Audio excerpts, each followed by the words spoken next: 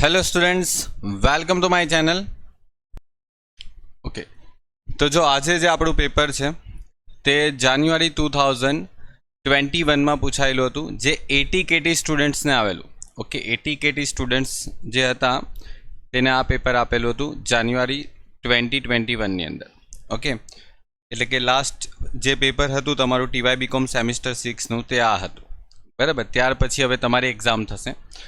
Okay, તો જો શું હતું આ પેપરની અંદર, બે ક્વેશ્ચન આ પેપરની અંદર નવા છે.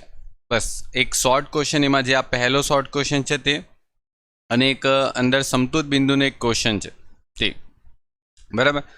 બાકી બધા જ જે ક્વેશ્ચન છે એ તમને બુક્સમાંથી એઝ ઇટ ઇઝ જ પૂછેલા છે, થોડું ઘણું ચેન્જીસ કરીને પૂછ્યા છે. ઓકે, તો જો ફર્સ્ટ ક્વેશ્ચનથી આપણે સ્ટાર્ટ કરીએ છીએ. પહેલાં તો ક્વેશ્ચનને ધ્યાનથી વાંચજો, કારણ કે ફર્સ્ટ ક્વેશ્ચન થોડો ટિપિકલ છે અને સમજવામાં થોડો રાખજો. ઓકે, ચલો જો શું આપેલું છે ફર્સ્ટ ક્વેશ્ચનની અંદર. 31/3/2019ના રોજ દેવાદારોની બાકી છે 3,60,000. ઓકે, કઈ તારીખે છે? 31/3/2019ના રોજ દેવાદારોની બાકી આપેલી છે. ઓકે, હવે આ જે 3,60,000ની બાકી છે તેમાં 80,000ના જે દેવાદાર છે એ ફેબ્રુઆરીના હતા. એટલે 80,000ના દેવાદાર છે એ ફેબ્રુઆરી મંથના હતા, અને બાકીના જે દેવાદાર છે જે બચી ગયા તે કેટલા બચ્યા? 2,80,000. તે માર્ચ માસના વેચાણને લગતા દેવાદાર છે. એટલે દેવાદારોની અંદર બે પ્રકારના દેવાદાર છે, એક ફેબ્રુઆરીના 80,000 છે અને માર્ચના 2,80,000. અને લેણદારોની બાકી તમને આપી દીધી છે 3,30,000. આ તમને માહિતી આપેલી છે ખાલી. હવે તમને એમ કહેવામાં આવેલું છે કે ઉધાર વેચાણના 75% વેચાણ પછીના માસમાં અને બાકીના ત્યાર પછીના બીજા માસમાં, એવું કીધેલું છે, વસૂલ થાય છે. અને લેણદારો પાસે ખરીદી પછીના માસમાં ચૂકવાય. લેણદારોને જે પૈસા ચૂકવવાના છે એ ખરીદી કર્યા પછી 1 મહિના પછી ચૂકવાશે. ઓકે, ઉપરની માહિતી પરથી એપ્રિલ માસની ઉઘરાણી શોધવાની છે અને ચૂકવણી શોધવાની છે. હવે જો દેવાદાર પાસેથી આપણે શું કરશું? દેવાદાર પાસેથી આપણે ઉઘરાણી કરશું ને ચૂકવણી કોને થાય? તો લેણદાર. ઓકે, તો આ બે વસ્તુ તમારે અહીંયા શોધવાની રહેશે. એક તો દેવાદાર પાસેથી કેટલા પૈસા વસૂલ કરવાના છે તે, અને ચૂકવણી લેણદારને કેટલી કરવાની છે તે, બરાબર.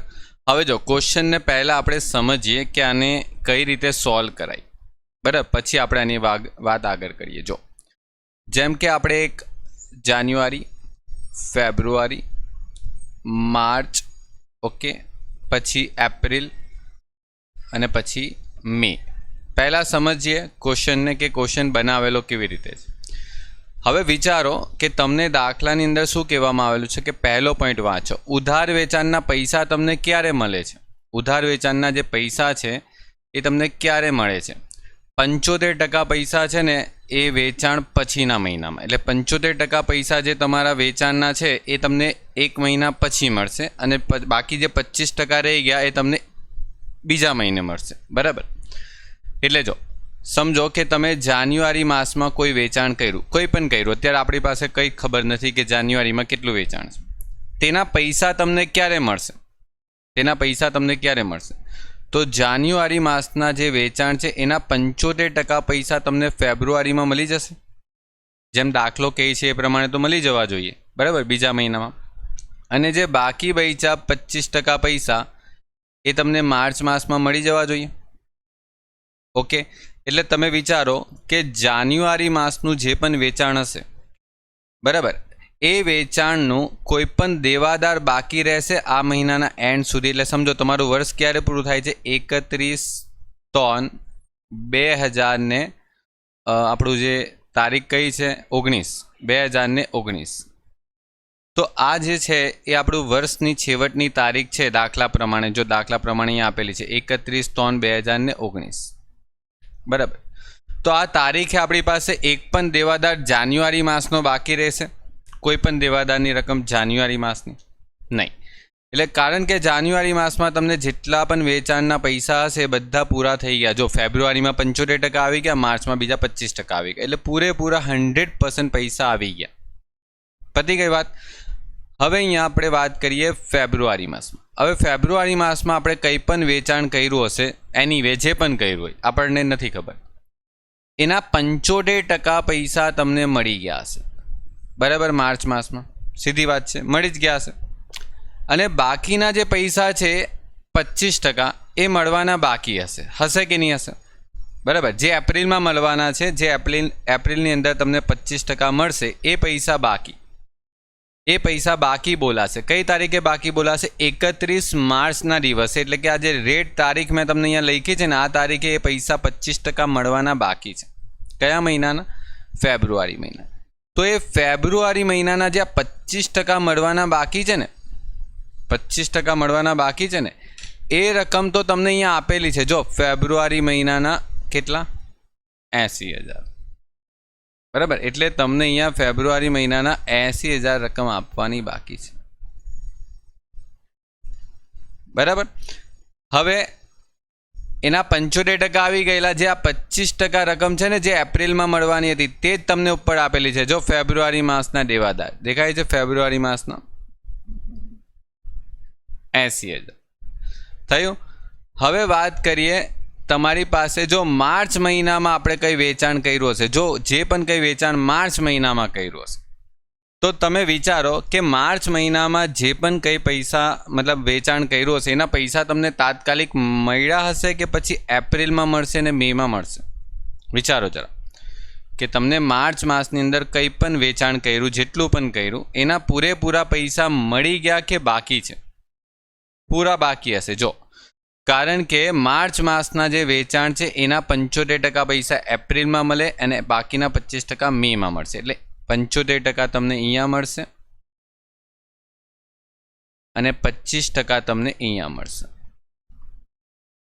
બરાબર, એનો અર્થ એ થયો કે માર્ચ માસમાં જેટલા પણ વેચાણ કર્યું હશે, જેટલું પણ રૂપિયાનું વેચાણ કર્યું હશે, એના પૂરેપૂરા 100% પૈસા બાકી છે. 100%. અને એ તમને અહીંયા આપેલું છે. જો માર્ચ માસમાં 2,80,000 એમ થઈને તમારા કુલ દેવાદાર કેટલા થઈ જાય છે? 3,60,000. આ 3,60,000 થઈ. આ રીતના તમારા દેવાદાર એ લોકોએ આપેલા છે. આ તો દાખલાની ખાલી સમજૂતી થઈ ગઈ કે આપણે આ રીતના સમજો. તમને દાખલામાં પૂછ્યું શું છે? તો એપ્રિલ માસમાં તમને કેટલા પૈસા મળશે દેવાદાર પાસેથી તે. તો અહીંયા લખશું દેવાદાર પાસેથી ઉઘરાણી કયા માસમાં? એપ્રિલ 2019માં.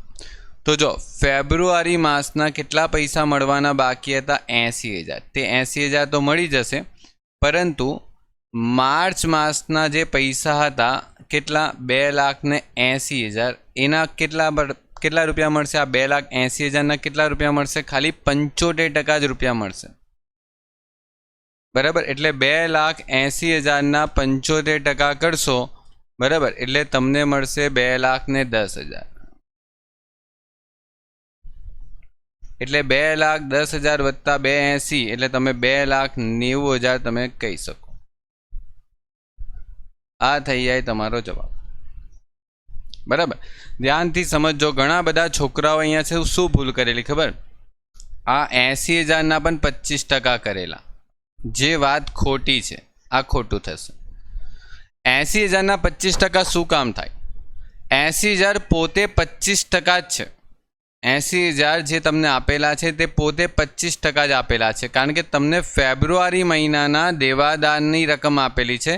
ફેબ્રુઆરી મહિનામાં જે પણ કંઈ વેચાણ કર્યું હશે એના 75% પૈસા મળી ગયા, 25% બાકી હશે, તે જ દેવાદારમાં છે. અને આ જે છે તે આપણી પાસે દેવાદાર છે. દેવાદાર કોને કહેવાય? જેની પાસે પૈસા લેવાના બાકી હોય, માંગવાના બાકી હોય. બરાબર, એટલે એના 25% પૈસા માંગવાના બાકી હતા, તો આપણે 25% જે હતા તે તો આપણે ડાયરેક્ટ લખી દીધા. અને બાકીના જે 2,80,000 હતા એમાંથી 75% પહેલાં મળશે અને બાકીના 25% મે માસમાં મળશે. એટલે તમારે અહીંયા આ રીતના કરવાનો હશે. એટલે તમારો ફાઇનલ આન્સર આવશે 2,90,000.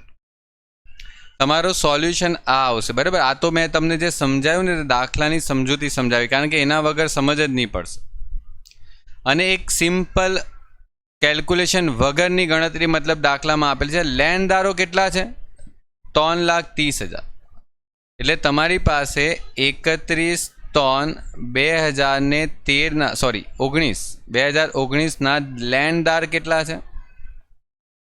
3,30,000. બરાબર. હવે લેણદારની પાસે લેણદારને આપણે શું કરવું પડશે? પૈસા ચૂકવાય. તો જો બીજા હવાલામાં શું કીધું છે? ખરીદી થાય ને તેના પછીના માસમાં ચૂકવાય છે. તો આપણે ખરીદી કયા માસમાં કરી છે? અહીંયા જો મહિનો કયો છે આયલો, જો ચેક કરો, માર્ચનો મહિનો છે. તો આ માર્ચ મહિનાના જે લેણદાર છે એના પૈસા ક્યારે ચૂકવશો? તો એની ચૂકવણી ક્યારે થશે? એપ્રિલમાં થશે, કારણ કે 1 મહિના પછી પૈસા ચૂકવાય છે. તો એપ્રિલમાં કેટલા રૂપિયા ચૂકવાશે? 3,30,000. બસ પૂરું. આ ડાયરેક્ટ જ લખવાનું, કારણ કે માર્ચ માસમાં આપણે ખરીદી કરી હશે એના પૈસા આપણે એપ્રિલમાં ચૂકવશું. બરાબર. અને અહીંયા આ રીતના 2 ભાગમાં ચૂકવણી મતલબ ઉઘરાણી થશે. આમાં છે ને ઉઘરાણી 2 ભાગમાં થશે. ફેબ્રુઆરીની થોડીક પૈસા મળશે અને થોડાક પૈસા માર્ચના મળશે. આ રીતના તમારે કામ કરવાનું છે. થઈ ગયું?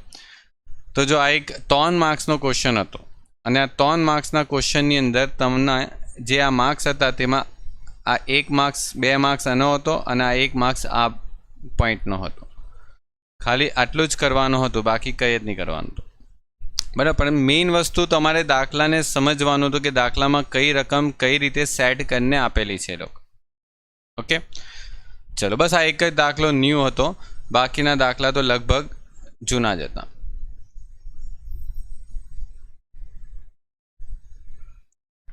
નેક્સ્ટ ક્વેશ્ચન તમને આપેલો છે સમતુત બિંદુમાંથી. આ એકદમ સિમ્પલ ક્વેશ્ચન છે, બુક્સમાંથી જ છે, કોઈક નવું નથી આમાં. જો તમને છે ને નફા જથ્થાનો ગુણોત્તર આપેલો છે 40%. વેચાણ કિંમત છે ને 20% વધારવા માંગે છે. બરાબર. અને ચલિત ખર્ચ કેટલા ટકા વધવા માંગે છે? 30%. ઓકે. પરંતુ જે સ્થિર ખર્ચ જે છે એ 80,000થી ઘટીને કેટલો થાય છે? 70. તો સમતુત બિંદુમાં ફેરફાર પૂછ્યો છે. શું ફેરફાર થશે? તો જો એક કામ કરશું, પહેલાં છે ને આપણે જૂનું સમતુત બિંદુ શોધશું. જૂનું સમતુત બિંદુ. ઓકે, એક સેકન્ડ, પહેલાં આપણે એને એક ગણતરી કરી લઈએ કે તમારી પાસે પીવી ગુણોત્તર કેટલો છે? પીવી ગુણોત્તર અત્યારે છે તમારી પાસે 40%, જે દાખલામાં આપેલો જ છે જો પહેલી જ લાઈનમાં. અને તમારી પાસે સ્થિર ખર્ચા કેટલા છે? સ્થિર ખર્ચા, તો સ્થિર ખર્ચા 80,000 છે, પરંતુ એ ઘટીને પછી બીજી વખત કેટલા થઈ જાય છે સ્થિર ખર્ચા? તો સ્થિર ખર્ચા બીજી વખત જે છે ચેન્જ થાય છે 70,000. એટલે સ્થિર ખર્ચા ઘટી ગયા. પહેલાં હતા 80,000, પછી થઈ ગયા 70,000, એટલે ચેન્જ થયા. ઓકે, હવે તમને એમ પૂછ્યું કે સમતુત બિંદુમાં શું ફેરફાર થાય છે? તો એક કામ કરો, સમતુત બિંદુ પહેલાં જૂનું શોધી લો. સમતુત બિંદુ શું આવશે? સમતુત બિંદુનું સૂત્ર તો સ્થિર ખર્ચા ભાગ્યા પીવી ગુણોત્તર. હવે સ્થિર ખર્ચા 80,000 છે અને ભાગ્યા તમે પીવી ગુણોત્તર કરીએ 40%, એટલે તમને તમારો જવાબ મળી જાય. 80,000 ભાગ્યા 40% કેટલા આવશે? 2 લાખ ને, હા એક્ઝેક્ટ 2 લાખ જ આવે છે. ઓકે, 2 લાખ રૂપિયામાં આવશે. એટલે તમારે અહીંયા 2 લાખ રૂપિયા લખવાનું. એક્ઝામમાં એકમ આવે તો એકમ લખવાનું. અત્યારે 40% પીવી ગુણોત્તર સાથે ભાગાકાર કર્યો છે એટલે રૂપિયામાં લખવાનું. હવે નેક્સ્ટ તમને એમ કીધું છે કે કંપની વેચાણ કિંમત છે ને 20% વધારવા માંગે છે ને ચલિત ખર્ચ 30% ઘટે છે એના.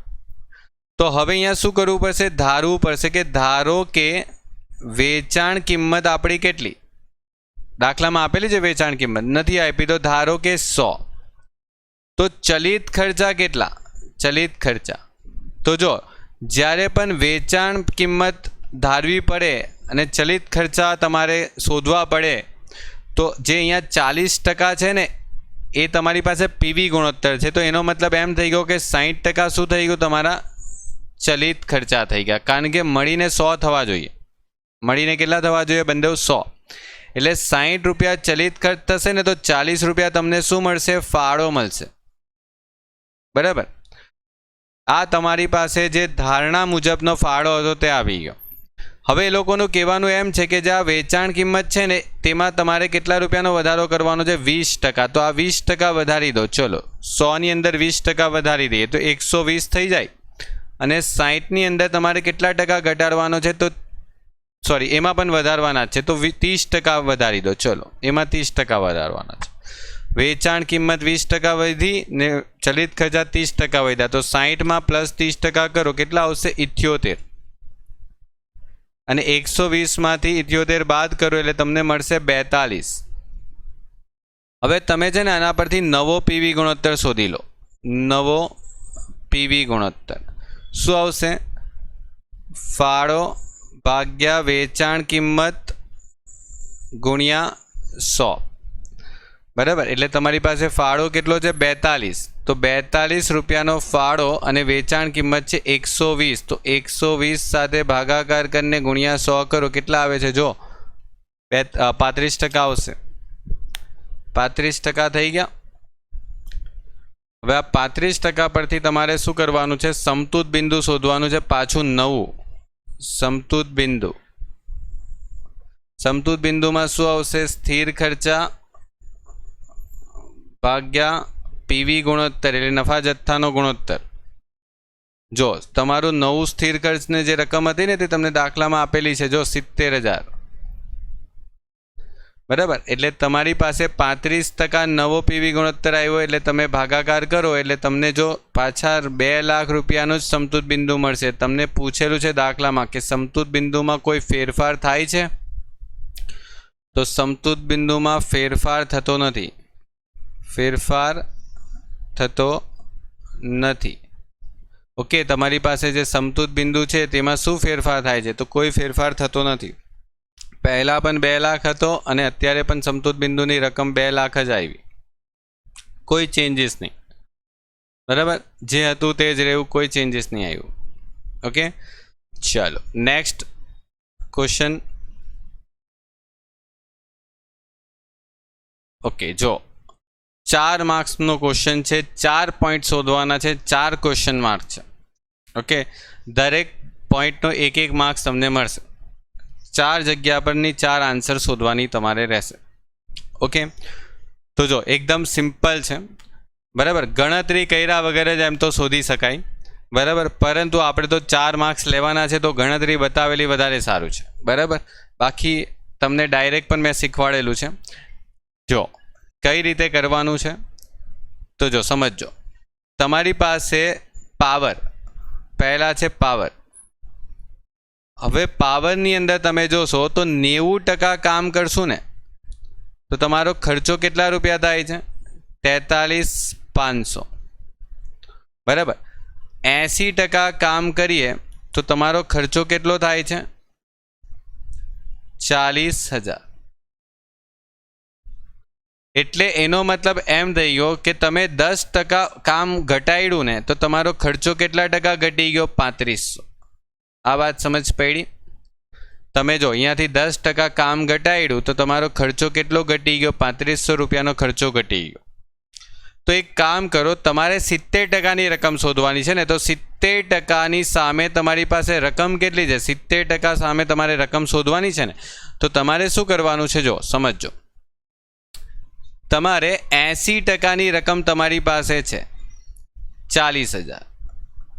તો 70%ની રકમ શોધવાની છે તો બીજા 10% ઘટાડી દઈએ તો આ 10%નો ભાવે કેટલા રૂપિયા ઘટે છે? 3500. તો 10% એ 3500 ઘટે છે તો બીજા 10% ઘટશે એટલે 80માંથી 10% ઘટે એટલે 70% થઈ ગયા. તો અહીંયા કેટલા આવશે?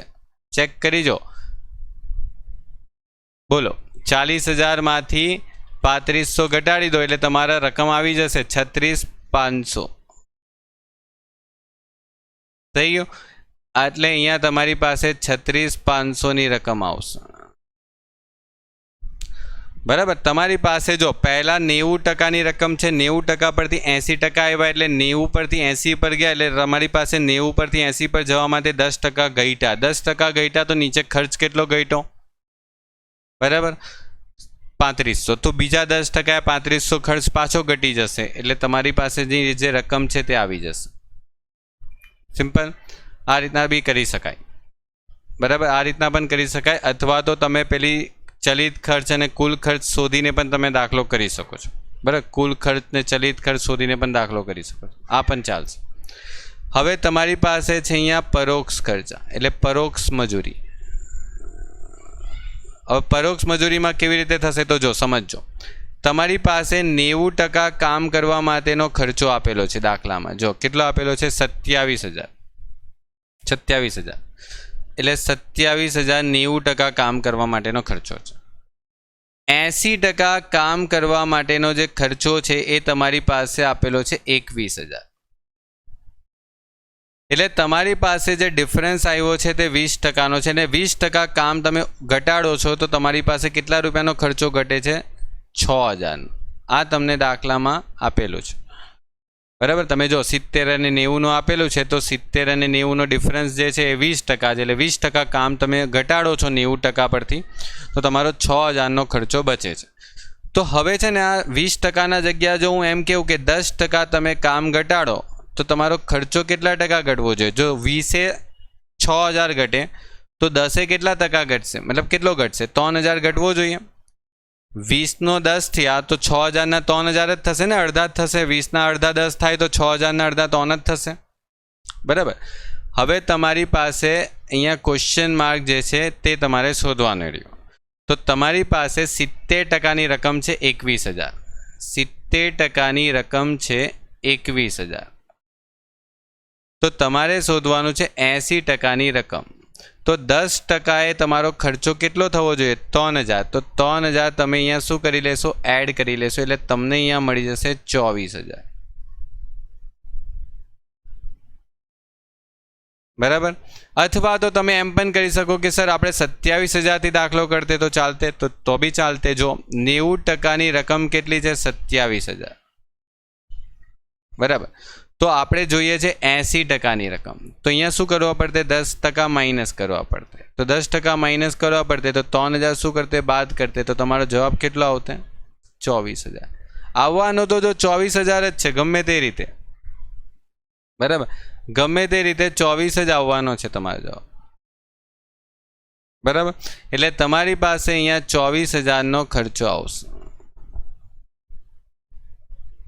થઈ ગયું. હવે પાવર પછી છે તમારી પાસે સમારકામ. ઓકે, સમારકામમાં બી જો તમારી પાસે આ રીતના જ આપેલું છે. પહેલા 3800 છે, પછી 4,000 છે. 70% 3800 છે અને 80% 4,000 છે. તો જો 80% 4,000 છે, 70% 3800 છે. ઓકે, હવે તમારે આમાં 10%નો ઘટાડો થાય છે તો તમારો ખર્ચો કેટલા રૂપિયા ઘટે છે? 200. હવે તમારે જે શોધવું છે તે શોધી શકાય. તમારે શું શોધવું છે? 80% પરથી 90% પર આગળ વધવું છે. તો 80%એ ખર્ચો 4,000 થાય છે ને. તમારી પાસે 80%એ ખર્ચો કેટલો થાય છે? 4,000 થાય છે. તો 10% એડ કરશું એટલે 90% થઈ જાય ને. તો 10%એ ખર્ચો કેટલો થવો જોઈએ? 200. તો 10%એ ખર્ચો 200 થવો જોઈએ. તો તમારો નવો ખર્ચો કેટલો આવશે? 4200 રૂપિયા આવશે કે નહીં આવશે? ચેક કરી લો, અહીંયા 4200 આવશે.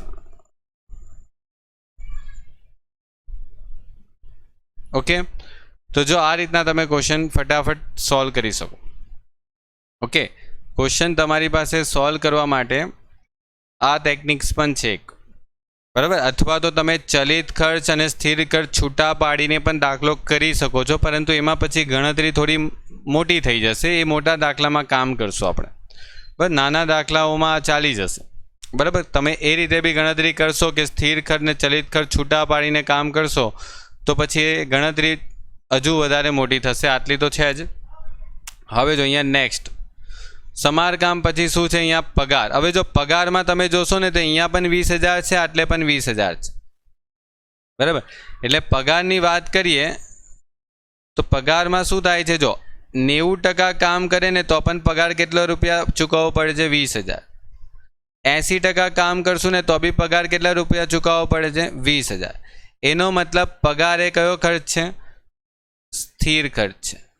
અને જે સ્થિર ખર્ચા હોય ને તેને पर्सेंटेज एटले केटला टका काम करो छो एनाथी कोई लेवा देवा नथी। स्थिर खर्च स्थिर ज होय एटले तो एनुं नाम शुं छे? स्थिर खर्च। बदलाशे ज नहीं। तमे 80% काम करो, 90% करो, 60% करो, 50% काम करो, 40% करो, ए पगार 20,000 ज आपवो पड़शे, बराबर। एटले तमे आगळ जो 70% काम करशो ने तो पण तमारे एनो पगार केटला रुपया आपवो पड़शे? 20,000 ज आपवो पड़शे। एमां कोई चेन्जीस थवानो नथी। एटले तमारी पासे पगार जे स्थिर खर्च छे एटले अहींया 20,000 ज आवशे। थई गयो। बाकीनुं बधुं चेन्ज थयुं एटले आपणे चेन्ज कर्युं, बराबर। जे चेन्ज नहीं थाय ए स्थिर खर्च छे एटले तेनो ते ज आंसर मुकाशे। थई गया। 4 मार्क्सना 4 पॉइंट हता। अने आ ड जे पॉइंट छे तमने 1 मार्क्समां आवी कोई थियरी पूछाय छे, कोईक वखत 1 मार्क्सनी थियरी पूछे छे, कोईक वखत 2 मार्क्सनी पूछे छे, परंतु तमने पूछे छे के शून्य आधारित अंदाजपत्रनो अर्थ आपो, बराबर। अहींया तमने 1 मार्क्सनी थियरी कोईक वखत आवे ज छे, जेमां कोई व्याख्या पूछे छे, कोई मुद्दा पूछे छे, कोईना फायदा पूछी ले, कोईना मर्यादा पूछी ले, ए 2 मार्क्सनो अहींया टॉपिक पूछवामां आवे छे, बराबर। आटલું તમે અહીંયા કરી શકો છો। चल आगे बढ़िए नेक्स्ट टॉपिक पर।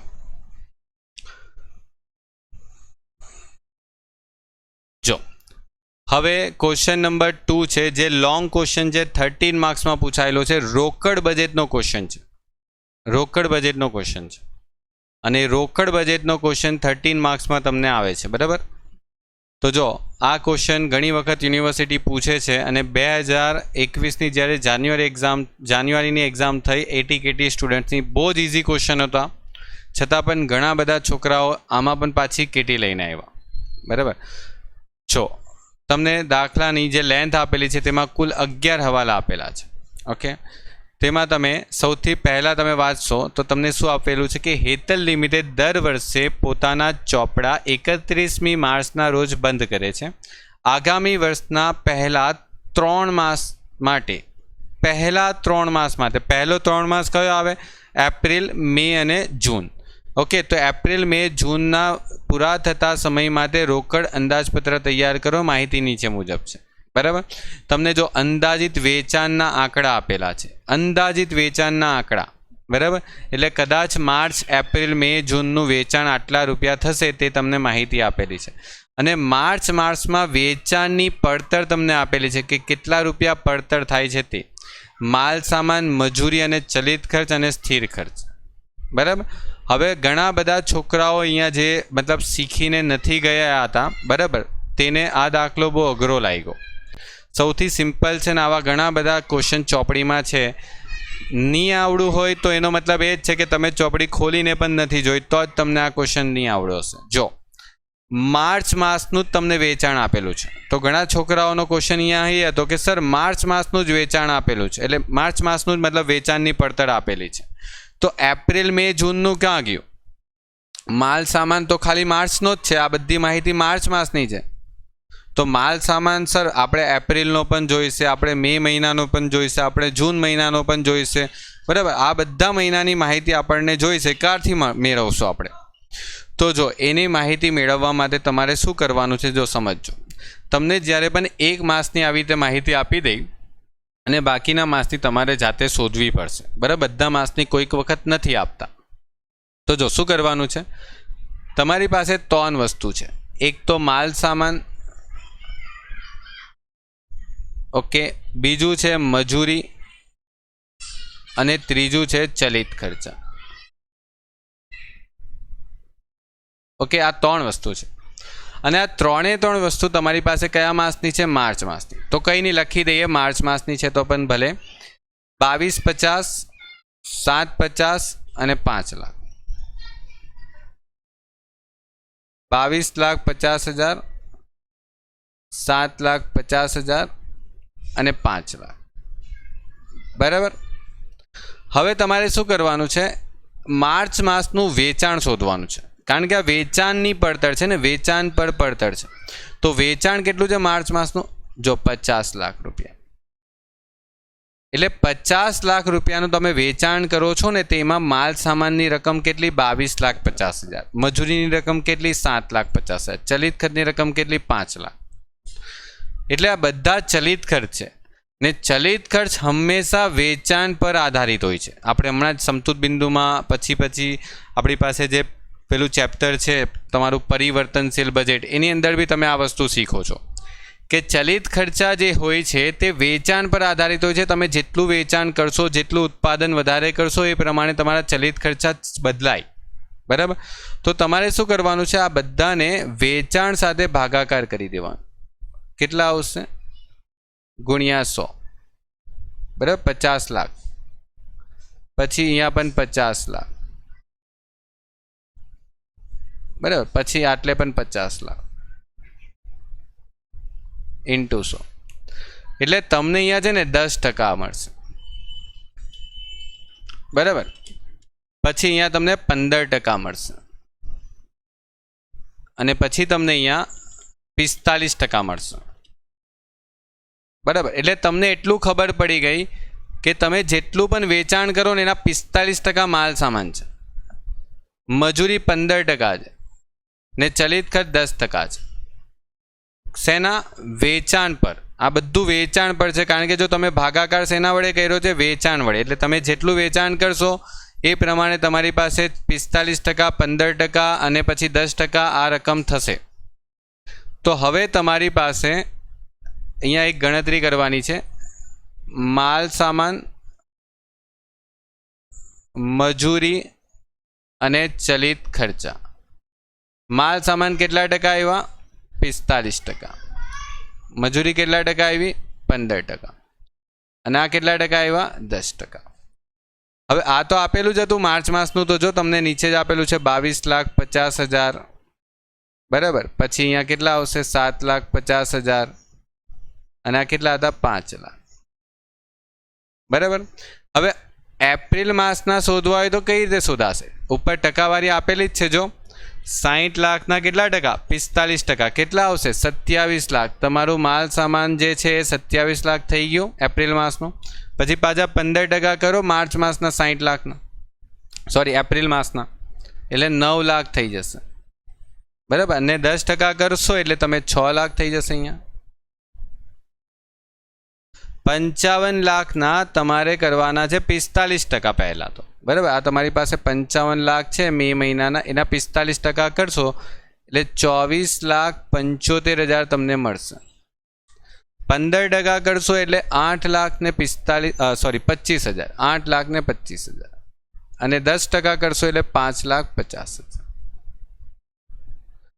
પછી એ જ રીતના સેમ તમારે જૂન માસમાં કરવાનું રહેશે. એટલે 70 લાખના તમારે 45% કરવાના, એટલે 31,50,000. 15% કરશો એટલે 10,50,000. અને 10% કરશો એટલે 7 લાખ થઈ જશે. ડન.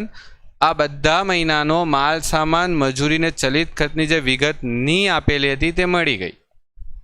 આ જ એક પ્રોબ્લેમ હતો આખા દાખલામાં. બાકી ક્વેશ્ચન એકદમ સિમ્પલ છે. હવે હા, હવે ઘણા છોકરાઓનો ક્વેશ્ચન અહીંયા એ હોય છે કે સર આ સ્થિર ખર્ચનું તમે કેમ નહીં શોધ્યું? તો સ્થિર ખર્ચ એ વેચાણ પર આધારિત થોડી હોય છે.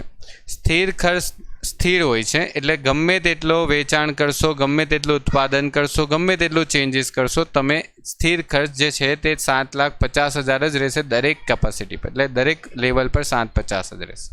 ઓકે, જો પહેલો પોઈન્ટ વાંચો ત્રીજા નંબરનો, તો તમને એમ કીધેલું છે કે સ્થિર ખર્ચની અંદર 2 લાખ જે છે ને પ્લાન્ટના યંત્રોનો ઘસારાનો સમાવેશ થાય છે. હવે ઘસારો કોઈ પણ દિવસ રોકડ બજેટમાં આપણે એન્ટ્રી કરતા જ નથી. રોકડ બજેટ નામ જ છે રોકડ બજેટ. આપણે ઘસારાના કોઈને પૈસા ચૂકવીએ છીએ? બોલો મને. આપણે ઘસારાના જે ખર્ચા તરીકે આપણે ઘસારાને એન્ટ્રી કરીએ છીએ. બરાબર? ઘસારો એક ખર્ચો છે અને તમે નફા નુકસાન ખાતામાં ઉધાર બાજુ એન્ટ્રી કરો. પરંતુ ઘસારાથી આપણે કોઈને પૈસા ચૂકવતા જ નથી, તો રોકડ જતી નથી. તો રોકડ જતી નથી તો પછી આ 7,50,000ની અંદર 2 લાખ રૂપિયાનો ઘસારો છે એને કાઢી નાખો એટલે 5,50,000 રૂપિયા રહેશે. એટલે તમારે પૈસા ખાલી 5,50,000 રૂપિયા જ ચૂકવવાના રહ્યા, કારણ કે પેલો વચ્ચે 2 લાખ રૂપિયા તો ઘસારો હતો જેને કોઈને પૈસા ચૂકવવાના જ નથી આપણે. એટલે એની રોકડ બજેટમાં એન્ટ્રી થાય નહીં. ઓકે, આગળ કુલ વેચાણ. કુલ વેચાણનું 1/5 ભાગનું વેચાણ જે છે એ રોકડેથી થાય છે અને બાકીનું વેચાણ એ ઉધારથી થાય છે. ઓકે, 1/5 ભાગ કરશું એટલે રોકડ વેચાણ મળશે અને જે બાકી બચી ગયું તે ઉધાર વેચાણ મળશે. ગ્રાહકોને 1 માસની શાખ આપવામાં આવે છે. ઓકે, હવે આની જો ગણતરી કરવી પડશે. કઈ રીતે ગણતરી થશે? જો સૌથી પહેલાં આપણે અહીંયાથી વેચાણ ઉચકવાનું છે. વેચાણ કેટલું છે તમારી પાસે? 50 લાખ, 60 લાખ, 55 લાખ અને 70 લાખ. 50, 60, 55 અને 70. તો આપણે એક ગણતરી કરશું, બરાબર? જો આ રીતના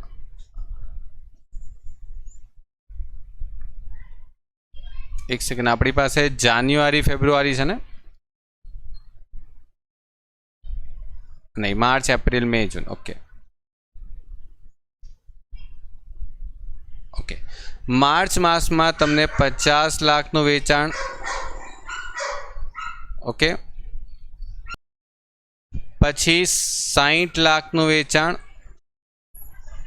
ઓકે, પછી 55 લાખનું વેચાણ છે અને પછી 70 લાખનું વેચાણ થઈ ગયું. આ જે વેચાણ છે તે બધા વેચાણમાંથી તમને રોકડ વેચાણ કેટલું કીધેલું છે? રોકડ વેચાણ એ લોકો એમ કહે છે કે 1/5 ભાગ રોકડ વેચાણ છે. તો જો કેલ્ક્યુલેટર પર 1/5 એટલે કે તમે 20% કરી શકો કે આ તો 1/5 કરો તો અહીંયા 10 લાખ રૂપિયાનું વેચાણ જે છે એ તમારું મળશે. જે 40 લાખ રૂપિયા જે બચી ગયા તે ઉધાર વેચાણ બનશે. ઓકે, એટલે 60 લાખમાંથી તમે 1/5 કરશો એટલે 12 લાખ મળશે. એટલે 60 લાખમાંથી તમે 12 લાખનું વેચાણ માઇનસ કરો એટલે જે બચ્યું તે 48 લાખનું ઉધાર વેચાણ થશે. 55 લાખમાંથી તમારી પાસે 1/5 એટલે 11 લાખનું વેચાણ તમે બાદ કરશો એટલે તમને મળશે કેટલા? 44 લાખ. એ 44 લાખનું જે વેચાણ છે તમારું ઉધાર વેચાણ થશે. અને 70 લાખમાં ભાગ્યા 1/5 કરશો એટલે કેટલા આવશે? 14 લાખ. 14 લાખ બાદ કર્યા પછી તમને જે રકમ મળશે એ 56 લાખ એ તમારું ઉધાર વેચાણ થઈ ગયું. હવે તમને દાખલામાં એમ કીધેલું છે કે આ જે ઉધાર વેચાણના પૈસાની જે ઉઘરાણી થશે ને, ઉઘરાણી એ આપણે 1 માસ બાદ કરવાની છે. 1 માસ બાદ એટલે શું થઈ ગયું? જે મહિનામાં તમે વેચાણ કર્યું તે મહિના પછી એના પૈસા મળશે. એટલે આ ઉઘરાણીના પૈસા તમને છે ને 1 મહિના પછી મળશે. એટલે 40 લાખ તમને માર્ચ મહિનામાં નહીં મળશે, 1 મહિના પછી એટલે એપ્રિલના મહિનામાં મળશે. પછી આ 48 લાખ તમને 1 મહિના પછી એટલે નેક્સ્ટ મંથમાં મળશે. આ 44 લાખ એના નેક્સ્ટ મંથમાં મળશે અને 56 લાખ એના નેક્સ્ટ મંથમાં મળશે. બરાબર? આ રીતના તમારે રકમ મળશે. ઓકે, હવે તમારી પાસે જે રોકડ બજેટ બનાવવા માટેનો જે કોન્સેપ્ટ છે અહીંયા દાખલામાં જે પૂછવામાં આવેલો છે કે રોકડ બજેટ તમારે કયા મહિનાનું બનાવવાનું છે, તો તમારે રોકડ બજેટ એપ્રિલ થી જૂનનું બનાવવાનું છે. હવે તમારે તો ફક્ત એપ્રિલથી જૂનનું બનાવવાનું છે, તો તમારે ફક્ત એપ્રિલ, મે અને જૂનની જ એન્ટ્રી મારવાની. એટલે રોકડ વેચાણ અને દેવાદાર પાસેથી વસૂલાત એપ્રિલ, મે અને જૂનની બધી એન્ટ્રી મારવાની જેમાં પૈસા આવ્યા છે. તો જો એપ્રિલ, મે અને જૂન કેટલા પૈસા આવ્યા? એપ્રિલમાં જો 12 લાખ રૂપિયાનું રોકડ વેચાણ થયું. પહેલાં તો રોકડ વેચાણની એન્ટ્રી કરવાની. 12 લાખ, 11 લાખ અને 14 લાખ. બરાબર? તો 12 લાખ, 11 લાખ અને 14 લાખ અહીંયા મૂકી દઈએ. 12 લાખ, 11 લાખ અને અહીંયા 14 લાખ. ઓકે, 0 ધ્યાનથી લખજો એક્ઝામમાં. 1 0 કોઈક વખત ઓછા લખીને આવો છો. ઓકે, અને ઉઘરાણી જે છે એ પણ તમારે એપ્રિલ, મે, જૂનની જ લખવાની છે ખાલી. 40 લાખ, 48 લાખ ને 44 લાખ. ઓકે, એટલે 40 લાખ, 48 લાખ અને 44 લાખ. હવે 56 લાખ તો જૂન પછી જુલાઈમાં જશે એટલે જુલાઈનું તો આપણે બજેટ બનાવતા નથી, એ પછીની વાત, જવા દો એને. કમ્પ્લીટ. આટલું કમ્પ્લીટ થયા પછી આપણે નેક્સ્ટ જઈએ. જો માલ પૂરો પાડનાર પાસે 1 માસની શાક મળે છે. માલ પૂરો પાડનાર કોની પાસે આપણે માલ સામાન ખરીદીએ છીએ? લેણદાર પાસે. બરાબર.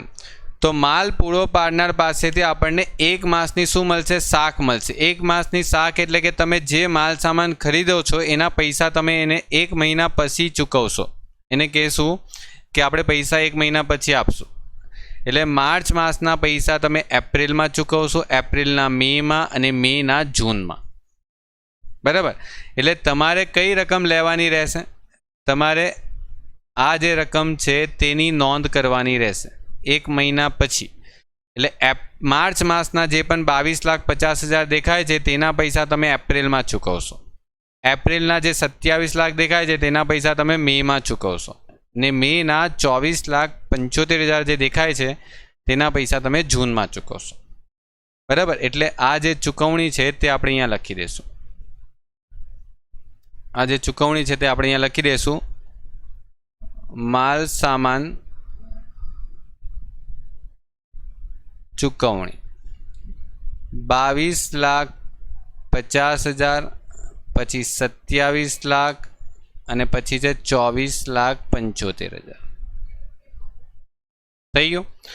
ડાયરેક્ટ લખવાની જ રહેશે. 1 મહિના પછી લખી દો. બરાબર. જે 1 મહિના પછી ચૂકવવાના છે તો 1 મહિનાની શાક મળે છે એટલે 1 મહિના પછી પૈસા ચૂકવી દેવાના. થઈ ગયું. હવે 6થો પોઈન્ટ વાંચો. જો 6થા પોઈન્ટમાં શું લખેલું છે? સેમ વસ્તુ લખેલું છે પાછું. 6થા પોઈન્ટની અંદર પાછું સેમ વસ્તુ લખેલું. જો મજૂરી ચલિત ખર્ચ જે માસમાં થાય છે તે પછીના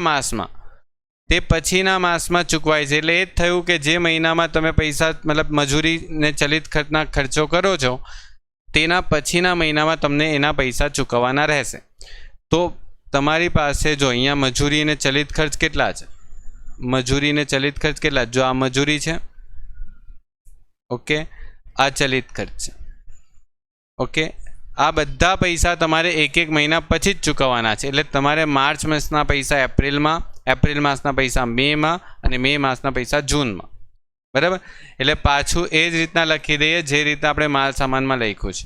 7,50,000, 9 લાખ અને 8,25,000.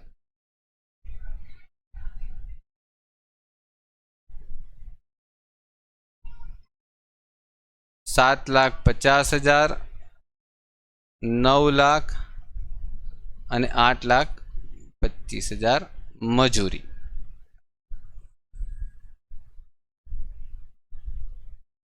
અને બીજા આવશે પ્રત્યક્ષ ચલિત ખર્ચા.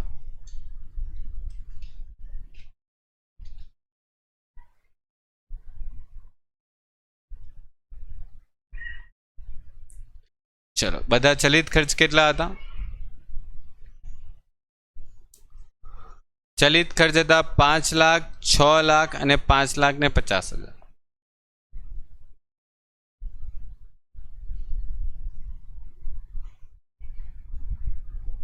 5 લાખ, 6 લાખ, 5,50,000 થઈ ગયા. તો જો સિમ્પલ જ હતું બધું, 1 મહિના પછી જ છે. આમાં કોઈ પણ એવો પ્રકારનો હવાલો નથી જેમાં 1/2 માસ આવ્યું છે, 1/4 માસ આવ્યું છે, એવું કંઈ નથી આવ્યું. પછી જો જ્યારે સ્થિર પરોક્ષ ખર્ચા એ જ માસમાં ચૂકવાય છે.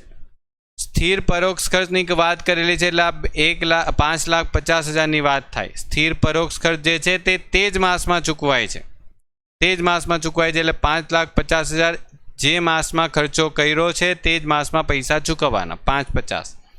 તો બધા મહિનાના 5,50,000 તમારે કોમન લખી દેવાના છે સ્થિર ખર્ચા. અહીંયા લખી દઈશું સ્થિર ખર્ચાની ચૂકવણી. થઈ ગયું. ચલો આગળ વધીએ નેક્સ્ટ ટોપિક પર. જૂન માસમાં આવકવેરો 6 લાખ રૂપિયા ચૂકવાશે. જો જૂન માસમાં ચૂકવવાનો છે તો આવકવેરો જૂન માસમાં ચૂકવવાનો છે. જૂન માસમાં અહીંયા 6 લાખ રૂપિયાનો આવકવેરો આપવાનો છે. એટલે અહીંયા લખી દઈશું આવકવેરો. ઓકે. ચલો ત્યાર પછી મે માસમાં 3 લાખ સ્ટાફ બોનસ આપવાનું છે, એટલે મે માસની અંદર 3 લાખ રૂપિયાનું સ્ટાફ બોનસ ચૂકવાશે. તો મે માસ લઈ લો, એની અંદર 3 લાખ રૂપિયાનું સ્ટાફ બોનસ આપી દો. 3 લાખ રૂપિયા સ્ટાફ બોનસ થઈ ગયું. ત્યારબાદ તમારી પાસે કંપની ચલિત ખર્ચ પર એક સરખા ધોરણે કાચો નફો જાળવી રાખે છે. જો આ હવાલો જે આપેલો છે ને, એ હવાલો આપેલો છે એટલે જ આપણે આ પર્સન્ટેજ શોધી લીધા. કાચા નફાનો દર જાળવી રાખે છે તો એ ત્યારે જ જળવાશે જ્યારે માલ સામાન મજૂરી અને ચલિત ખર્ચનો દર જળવાય. બરાબર. જ્યારે 45%, 15% અને 10% જો દરેક મહિનામાં જો જળવાઈ રહે તો પછી કાચા નફાનો દર બી જળવાઈ રહેશે. બરાબર. એટલે એનું કંઈ જ કરવાનું નથી. દરેક માસનું ઉત્પાદન પૂરેપૂરું વેચાઈ જ જાય છે તો દાખલા પર જોઈને જ ખબર પડી જાય છે, લખવાની જરૂરત નહીં હતી. બરાબર. કારણ કે જો પૂરેપૂરું વેચાતે નહીં તો પછી દાખલામાં છે ને છેવટનો સ્ટોક કશે ને કશે આપેલો હતો. દાખલામાં તો છેવટનો સ્ટોક જ નથી. એનો અર્થ એ થઈ ગયો કે બધું ઉત્પાદન વેચાઈ જાય છે. અને એપ્રિલની 1લી તારીખે તમારી પાસે 2 લાખ રૂપિયાની શું છે, હાથ પર રોકડ છે. જો ધ્યાન રાખજો, ઘણા છોકરાઓ છે ને અહીંયા વાંચતા જ નથી. કોઈક વખત અહીંયા છે ને બેંક ઓવરડ્રાફ્ટ આપી દે. ઓકે, તો બેંક ઓવરડ્રાફ્ટ આપી દે તો પછી 2 લાખ રૂપિયા તમારે માઇનસમાં લખવા પડે. તે બધું ધ્યાન રાખવાનું એક્ઝામમાં. અત્યારે તો અહીંયા રોકડ છે એટલે આપણે 2 લાખ રૂપિયાને ડાયરેક્ટ પ્લસમાં લખી દઈએ એપ્રિલની સ્ટાર્ટિંગમાં. ચલો, તો અહીંયા 2 લાખ રૂપિયા લખી દઈએ. 2 લાખની રકમ છે એપ્રિલના સ્ટાર્ટિંગમાં. ચલો, ટોટલ કરી દો. 2 લાખ, 12 લાખ અને 40 લાખ. તો 2, 12 ને 40 એટલે કેટલા થઈ ગયા? 54 લાખ થઈ જાય. 54 લાખનું તમારું ટોટલ થઈ જાય છે. જો 54 lakhs. ઓકે, અને 54 lakhsનું ટોટલ એ જ રીતના તમારે જાવકનું ટોટલ કરવાનું છે. 22,50,000, 7,50,000, 5 લાખ અને 5,50,000. કેટલા થાય છે? 40,50,000ની જાવક થાય છે. તો જો 54 લાખમાંથી 40,50,000 બાદ કરો, કેટલા રૂપિયા આવે છે? બરાબર. એમાંથી બી બાદ કરીને તમારી જે રકમ આવશે 13,50,000 રૂપિયાની તમારી પાસે રોકડ શિલ્લક બચશે. અને આ રોકડ શિલ્લક છેવટની બાકી છે તો એના આગલા મહિનામાં શરૂની બાકી બનાવી દેવાની. એને 13,50,000માં 11 લાખ ઉમેરશું, 48 લાખ ઉમેરશું એટલે તમારી પાસે ટોટલ અહીંયા 72,50,000ની રકમ આવી. અને 72,50,000ની અંદર પછી 27 લાખ, 9 લાખ, 6 લાખ, 5,50,000 અને 3 લાખ. 50,50,000 એટલે 72 લાખમાંથી 50,50,000 બાદ કરીએ તો અહીંયા 22 લાખ રૂપિયાની તમારી રોકડ શિલ્લક બચે છે. 22 લાખ. અને આ 22 લાખની જે રોકડ શિલ્લક છે તે તમે નેક્સ્ટ અહીંયા ટ્રાન્સફર કરી દો. ઓકે, તો 22 લાખ પ્લસ 14 લાખ પ્લસ 44 લાખ એટલે તમારી પાસે અહીંયા 80 લાખ રૂપિયાની આવક થઈ, રોકડ આવક. અને રોકડ જાવક કેટલી થાય છે એની ગણતરી કરો. રોકડ જાવકની ગણતરી કરો. કેટલી થાય છે? 24,75,000, 8,25,000, 5,50,000, 5,50,000 અને 6 લાખ. 50 લાખ રૂપિયાની તમારી જાવક થાય છે. 50 લાખ રૂપિયાની તમારી અહીંયા એક્ઝેક્ટલી 50 લાખ રૂપિયાની જાવક થાય છે. તો જો 80 લાખમાંથી તમારા 50 લાખ બાદ થાય તો તમારી પાસે છેવટની રોકડ શિલ્લક કેટલી બચવી જોઈએ? હવે લાસ્ટમાં 30 લાખ. ઓકે, છેવટની રોકડ શિલ્લક કેટલી બચશે? હવે 30 લાખ. કમ્પ્લીટ. તો અહીંયા તમારી પાસે 30 lakhs રૂપીસ આન્સર આવી જશે. આ થઈ ગયો તમારો રોકડ બજેટનો જાન્યુઆરી મહિનાનો ક્વેશ્ચન. બરાબર, જે તમારા પેપરમાં પૂછાયો હતો. બહુ જ સિમ્પલ ક્વેશ્ચન હતો. ઓકે,